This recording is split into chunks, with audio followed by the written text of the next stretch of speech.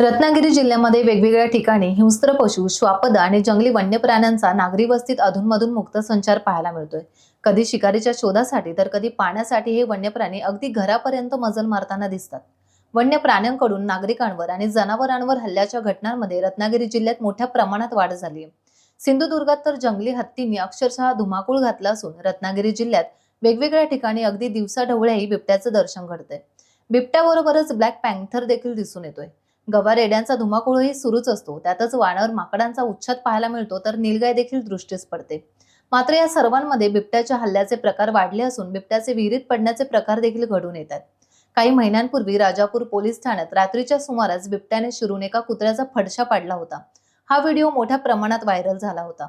अशीच अंगावर शहारे आणणारी थरारक घटना रत्नागिरी जिल्ह्यात साखरपा येथे घडली. सह्याद्री नावाच्या हॉटेलमध्ये मध्यरात्री 2च्या सुमारास सर्वत्र नीरव शांतता असताना आणि एकीकडे पावसाचे धुमशान सुरू असताना दबक्या पावलांनी बिबट्याने हॉटेलमध्ये प्रवेश केला. समोर कुत्रा झोपलेला त्याने पाहिला आणि हळूच, क्षणाचाही विलंब न करता कुत्र्याची मान आपल्या जबड्यात पकडून बिबट्या असा काही चपळाईने बाहेर पडला की क्षणार्धात काय झाले कोणाला समजले नाही. मध्यरात्री हॉटेलचे कर्मचारी साखर झोपेत होते.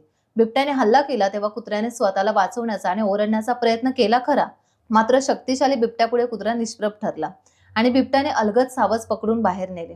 हा संपूर्ण थरार हॉटेलच्या सीसीटीव्ही मध्ये चित्रित झालाय. पाहूया ही अंगावर शहारे आणणारी काही दृश्य.